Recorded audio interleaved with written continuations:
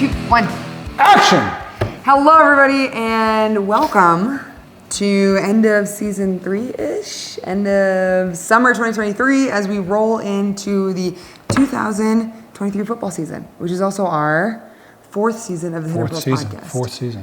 Yeah, 4th season. We had some pretty exciting things happen this summer, and we just wanted to take a moment and recap a little bit, you know, take a look back, celebrate where we've been. We just don't have enough time to really get into a lot of detail, but the snippets you're going to get are pretty exciting. Fantastic. Okay. Great. So, what a summer we've had. I guess there are a few main things that we wanted to cover. So, kind of what we've been up to, the things that have been happening over the summer. We want to talk about some upcoming episodes, and we want to come also tell you about a little appy app thing that we have that's going to be launching this fall. So, we're very excited about that. So, I guess first off, you ran your first triathlon. I did. After recovering from the trauma of the Eagles NFC Championship game, which took me quite a while. Anyway, life goes on. Obstacles are presented. Travesties. But here we are, reloading.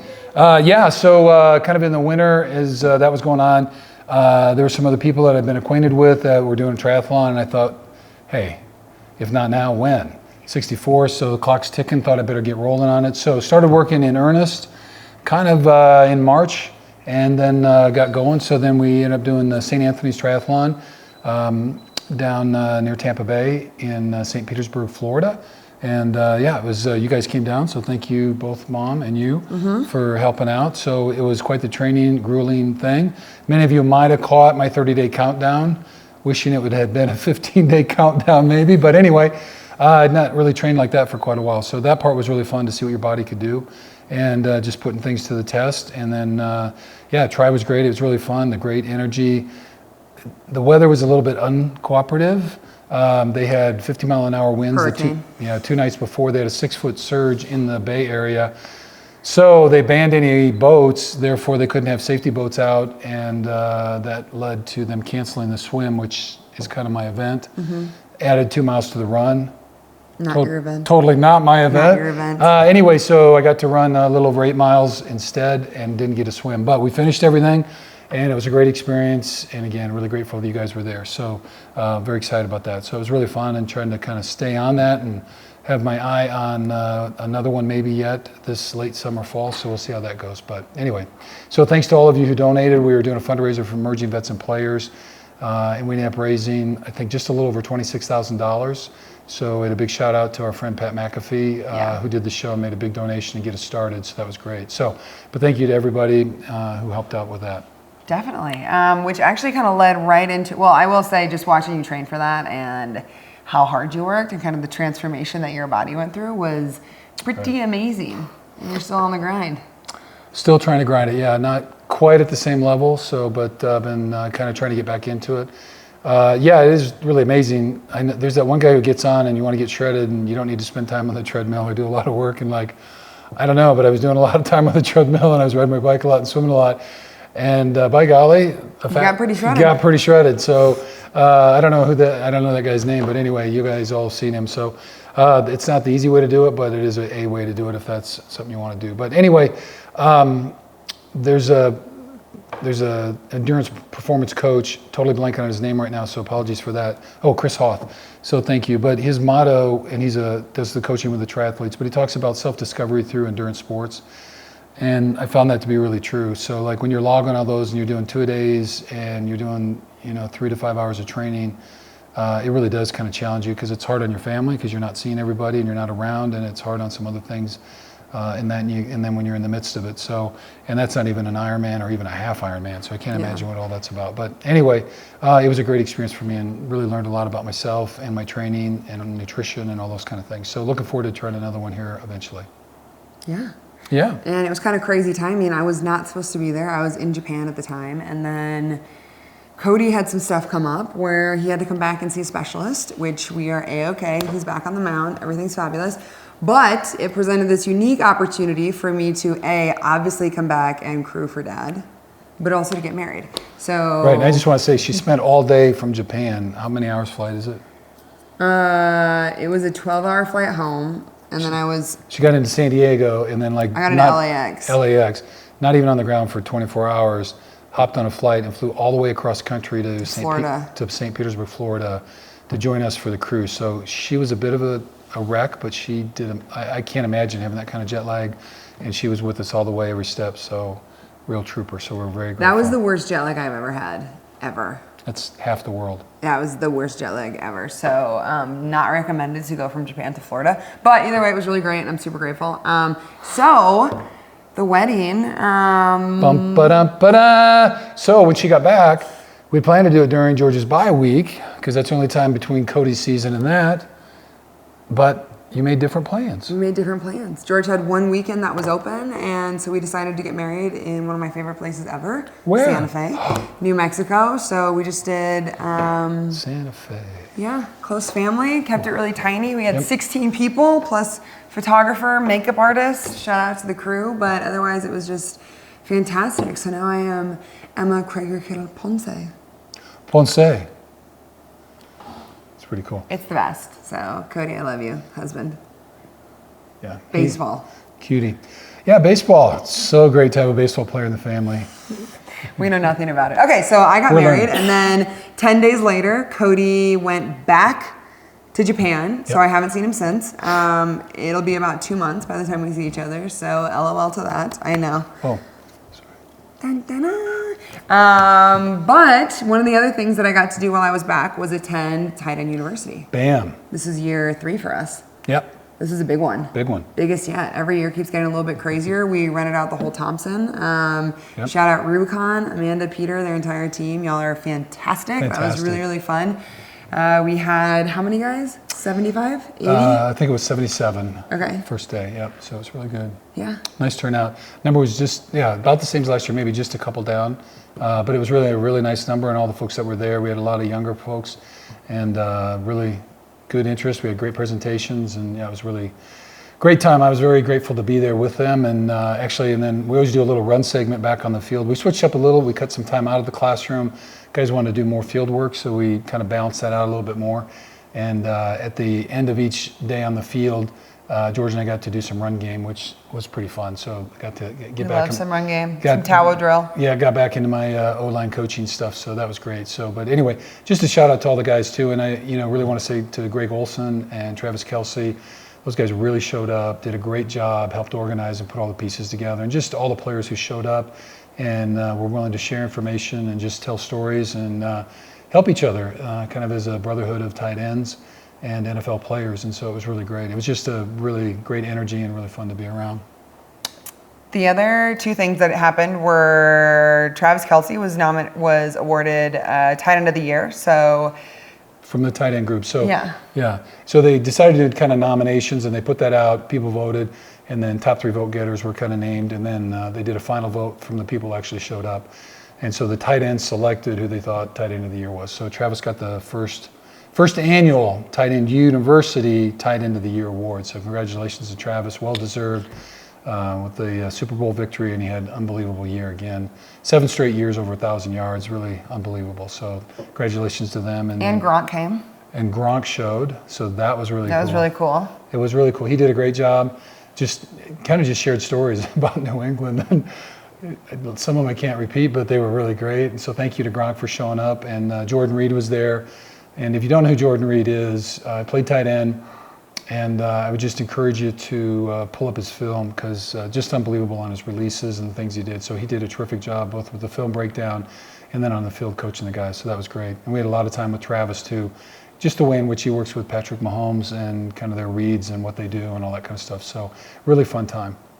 Yeah, it was great. It was good. Had a great time. Yep. Claire did a wine tasting. We had so many different people show up. So also Aloe Yoga, shout out, thank you. They sponsored our yoga event. So they hooked it up with a bunch of hats and t-shirts and really, really nice yoga mats. So I collected all of the extra ones and have now a beautiful stash of Aloe Yoga mats. So very grateful. Actually in our garage, but yeah, that's okay. They're here right now. But yeah, we should shout out too, thanks to Bridgestone.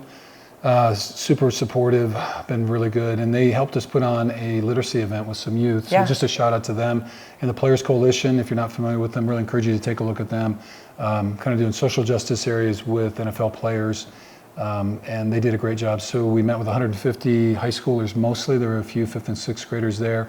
And just broke into small groups and talked about the importance of reading and the power of reading, and just having guys have the opportunity. And our tight ends that showed up did a great job. So I think we had 18 tight ends, kind of broke out with all the kids. And then the younger kids, I think it was George and TJ Hawkinson, they read George's favorite, one of his Calvin and Hobbes books. So each one of the kids got to go home with a Calvin and Hobbes book, and they read stories out of it. So, but anyway, it's just a neat event to just be with those kids. And they did a great job, so it was really great for that. So all the kids were out of Antioch High School, and shout out to our man there, Black and our head coach. Devin? Yeah, Coach Devin. Gosh, what's his last name? So sorry. But anyway, Coach D, he was with us at Lipscomb when we were there and just did a terrific job pulling everything together. And really thanks, shout out to Bridgestone and Players Coalition. Bridgestone put in $50,000 for reading and support for literacy. And then Players Coalition was able to pull $30,000 together, $20,000 going to Antioch High School to help with bridging the gap, they call it digital divide, and also $10,000 to support their summer youth flag football program. So anyway, it was a really good event. Very happy for all that. So Many shout outs. Yeah, and then Charmin was there again. Who doesn't Fantastic. like a tight end? And then of course our good friends from Bud Light, always helping make all the times better. Cane's Chicken donated too. Oh yeah. We had a big donation from Cane's. Got to meet the founder. Yep. So anyway. But yeah, overall, Ty and you was great. It was fantastic. And then close to, and just last plug, even addition, after all the expenses, close to $800,000 donated to various charities. So. Yeehaw to that. Yeehaw. Okay. Next we have Kittle Fest. So this was pretty epic. This was our 4th year doing Kittle Fest, one of which was Claire and George's wedding. So that was a very intimate event. But we won't disclose too many details. There's a lot of stuff on social media. But either way, the theme this year was Club Kittle. And it was honestly one of the best nights of my life, besides my wedding. But it was just the best. The club, the DJ, my friends were all there. It would have been better if Cody was there, but it was so much fun, and just the vibes, and Claire and George know how to throw a freaking party. So that was really, really fun. Thank you guys. The last thing that I kind of want to touch on is George is heading into his 7th season. Oops. And for us, 7 is a really special number. I mean, every year I feel like we all believe that this is going to be our Super Bowl year. But this year is a whole different level because George and my mom, I was going to say George's mom, but our mother, Jan, she is number 7 out of 10. And so 7, I mean, has a ton of different biblical meanings. But especially for us, 7 is a really special number because mom is number 7 out of 10. And so mom and I both have matching 7 tattoos. Cody has a 7 tattoo actually on his neck for something totally different. But 7 is just a really special number to us. So I thought he got that after he met mom. Yes, you're right. Cody got a 7 tattooed on his neck after he met my mother. No, he was the 7th foreigner to throw a no-hitter in Japan. Ever. Right? Ever. Or maybe it was for his team. No. No, it was ever. Ever and then the last in the one, history it of was for professional them. Japanese baseball, only Yeah, it was a really 7 big deal. non-Japanese national had thrown no-hitters, so it's pretty cool. We got a cool 7 on his neck. But 7's a pretty special number. And we live at 7. It's our house address, so. And we used to have 7 chickens. One died though, so now I got 6. But when we moved here, there were 7, so we just think that 7 is a big deal. So it's just, everything's coming together. 7! Okay, so it's gonna be great, Niners. Okay, so now we wanted to transition into telling y'all a little bit about, we've been recording some episodes, honestly, just with Kittlefest and TEU. We just kind of wanted to honor that and be really present for it. But we have been banking some episodes, so the next episode we have out is going to be with the one and only Travis frickin' Kelsey. Yep. Yay. So He came to the barn. That was really, really exciting. That was actually the first episode that we filmed in George's new barn. Yeah. We did a couple, before in the older section, but the new barn got completed. And it looked great. We had a great crew that came out. So thanks to those guys, all the tech guys that came out and helped make it look so good. And just really appreciate, he was on his way to Philly to see his old bro, Jason. And anyways, he took time to come visit us for a quick 24 hours. And it was really great having him. So it's been so fun to get to know him on a personal level. Great guy, great football player, obviously, and just really fun. So anyway, we had a great conversation. I know you're going to enjoy it. It was really fun, and talked obviously football, but a lot of other things and things that motivate people and transitions and all those kind of things. So I think you'll really enjoy that. So excited for Travis. Then we have Yanti Amos. So she's a ninja yogi. Actually had a studio in New York that Pops and George went to a while ago on your way to WWE. Totally random. So George and I are in New York for, I think it was 2018 for WrestleMania. And so we flew in, and being a little bit of a yogi, I always like, if we got time on one of the days, to hit a studio. So this was like 2 blocks, super easy to get to. Had no idea who it was. Anyway, it was just a hot yoga studio. So we go do that. And then we took a picture with the instructor that we had, which I didn't know then, but it was Yanti. Anyway, and so she's years later, long story, I won't give you the whole podcast, but anyway, she's also into karate. She'd always done martial arts, but now she's married to an individual who's the lead instructor. Can't remember the exact name of the karate, but so she's also a black belt in karate and yoga, had her studio. Now she's a little bit more into the karate stuff, thus the yoga ninja stuff. But anyway, just a really interesting story, being Indonesian, born in Australia, and being an international lawyer in about 5 different countries, and she speaks 7 languages. So really fascinating woman, and just motivated and driven, but really about wellness. And we'll talk a little bit more about, she does a monthly women's circle, which some of you might be interested in. And I've been invited this fall to be a guest on that podcast, so we're looking forward to being a participant on that as well. So she was great. So that'll be a great show as well. And then we have a 2-part segment with Bob Taylor. So Bob wrote the book Salute to Service, which we've been kind of talking about. No, Service to Success. Sorry, Bob. Yep. Service to Success. Yep. And so Bob was in the Air Force and flew, I think it was 28, or was it 20? I can't remember the exact number, so I don't want to misquote, but enough missions. And he was a navigator on a B-52 bomber. And so the book really, when he talks about it, it's from service to success. It's trying to identify the issues that veterans will face as they come back from both deployments and as they exit the military. Much like you guys have heard us talk with emerging vets and players, some of the same things. But he does chapter by chapter on some different issues, from taking care of your body to nutrition to a lot of different ideas. And Bob is just such a great guy. His heart is so into it and just really wants to help people be happy, really. Just to set down all the things that veterans often carry and work through the post-traumatic stress and or anxiety and stress and whatever it is. And ultimately, for sure, reduce veteran suicide. So that's all part of it. Bob's a great story. His story is really good. And then the effort that he put into writing the book and just some of the gaps in services potentially, and just hopefully get the message out that people aren't alone and it's okay to ask for help. And so a lot of good resources in there. So we're really looking forward to that. And we're in conversation. Can I talk about that? You're not sure what I'm going to talk about. Just with Bob about doing a little bit of a kind of a workbook type thing that would take some of those concepts and then put it into a journal format that would actually be a resource for veterans to sit down and really anybody to kind of work through some things. So we're really excited about that project as well, if that gets off the ground. So really good stuff there.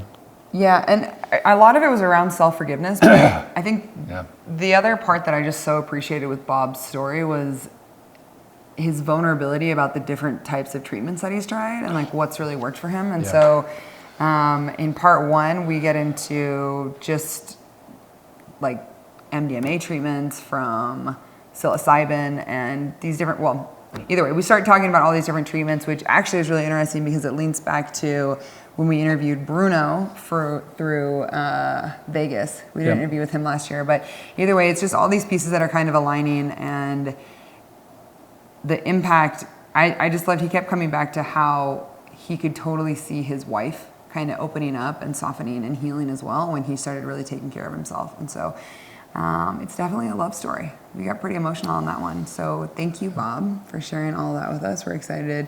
So we did a 2-part series on that because there was just so much to talk about. Also highly recommend his book.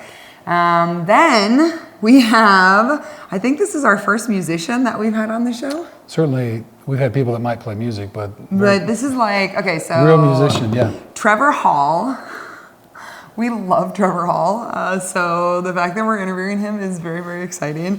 Trevor Hall pretty much got my mom and I through our Kundalini yoga training. We were traveling back and forth from Iowa to Santa Fe for 9 months, and man, we spent hours with Trevor in the car. So I feel like I know him already. I know that I don't, but you know, there's a lot more layers to the story, but this is really exciting. So I'm very excited to share this one. Yeah, I'm super excited. So grateful on the show and look forward to it. And then we have Dean Hall. So Dean, you might know him. So he's pretty active on Instagram. So he wrote the book called The Wild Cure. But Dean, a number of years ago, was diagnosed with stage 4 cancer and kind of, I don't want to say written off, but like was faced with pretty extreme chemo and all that kind of stuff. So one thing that he'd always wanted to do, and I'm blanking on it, but he lives in Oregon, and the longest river in Oregon, I should know the name because I've looked at it enough times. But anyway, it's super cold and pretty powerful. But anyway, he decided to swim it upstream. And so that was kind of his journey. So he started doing that and spent lots and lots of time. And all of you guys, we talk about cold tanks and, plunges and all that stuff. But like he's doing miles and miles of swimming in, 55, 60 degree water and even colder than that. And anyway, what happened is over all these weeks, he got to the end of the road, he made it. And the longer he swam and the more time he spent in the river, the better he felt. And then when he got out, they went back and checked him and like his cancer was gone. So you can read the book. It's called The Wild Cure. He's obviously a big proponent of cold water treatment and believes it realigns us to kind of the natural way in which the body's supposed to take care of itself. But he's a great story and just trying to spread that word to deconnect from technology, get out to nature, and particularly get in some cold water. So I think you'll really enjoy that one. He's very passionate about that. And for any of us who have had family members or others suffer through cancer and/or we've lost people from cancer, just know that if there are opportunities like that, we certainly want to explore that kind of stuff. So grateful to Dean for being on the show as well and his story. And last but not least, we have David Truesdale. Yeah, David is he's a Emerging Warrior Yoga. Yeah, he is a Emerging Vets and Player member, MVP member, and I got to know him through that. And then just through some common circles around meditation and mindfulness, ran into him some more. And then, so he's really interesting. His kind of picture, his icon picture is... On Insight Timer. Yeah, is kind of in full military gear. So many, several deployments. You got the old loaded rifle and all that kind of stuff. But yet, he is they call it Warrior Yoga certification. So he's a certified trainer in Warrior Yoga. And it's not quite what you think, but anyway, but very much into yoga. And then he's also a certified meditation mindfulness teacher as well, and instructed in breath work and all that kind of stuff. So really neat stories. So very grounded in the military background and been through the deployments and all those kind of things. And his own healing journey had a lot to do with body movement and the connection between body and breath. And working through some of the pain and difficulties that he was having. So I think you'll find that a super interesting story, and it really aligns with obviously some of the things that we believe in as well. And not for everybody necessarily, but I think you'll enjoy it, and it's another perspective on it from somebody who came to it, like I said, in his own healing journey and after he'd finished his military duties. So that's our lineup for the next couple months, and then we roll into football season. Yep. And it'll be really, really great. We're excited. The other thing that we have that we're finally about to roll out is we are releasing an app called Hidden Pearls. What?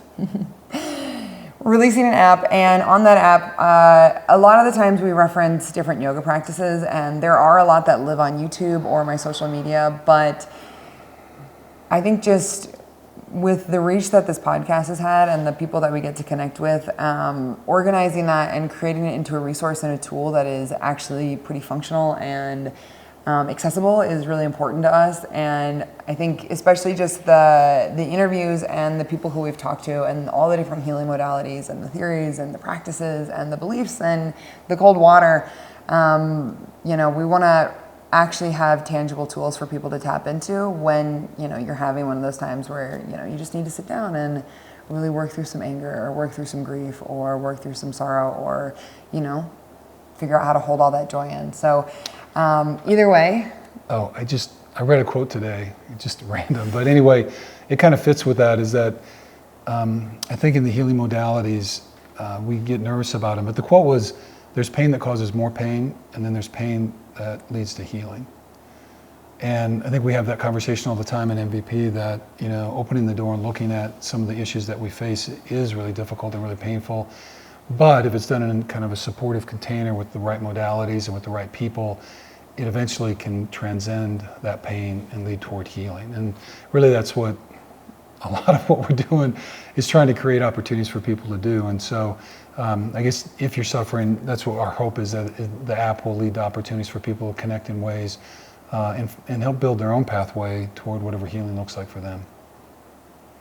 So we're pretty excited about it. There's Yeah. going to be a lot of different features on there, a lot of different people on there. But we are also, as we're still kind of building our library and organizing stuff, if you have any like specific requests, we are open to that. You can shoot us an email at hiddenpearlspodcast@gmail.com. Sorry about that. hiddenpearlspodcast@gmail.com.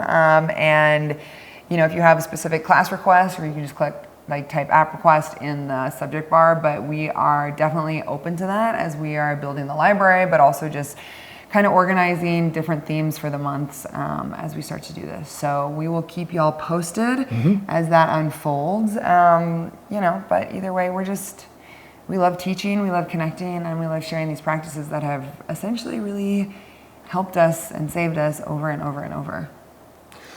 Yeah, no, looking forward to that. So I guess I was just going to add too, you mentioned the season, but we've already kind of got the first 12 weeks pretty well planned, we think. So we're pretty excited about our season. George is excited about it, and I think we've got some great guests coming on, so I think you're really going to enjoy that too. So we'll have an opportunity to look at some of the teams we're playing, and it'll be a little bit deeper dive into football this year, and so some of you will like that, and maybe some of you won't, but anyway.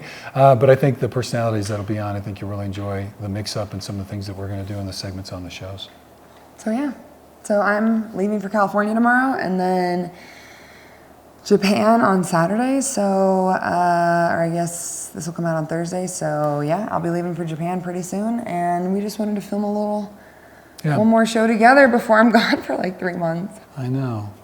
So we're kind of getting our head around that. So you come and you go. But anyway, we love you very much, and we're grateful for all the things that you do. So safe travels for that. And just a shout out to everybody else. So all the people that follow some of the yoga and like the podcast and or Mindful Mondays or whatever it is. So we're grateful for all of you, and especially if you're out there trying to make a difference in the world. So we really appreciate that. So share some of your stories, because we're always looking for more hidden pearls, and we know there are a lot more out there. So thank you for all that all of you do as well. All right. We'll see you next time. Bam.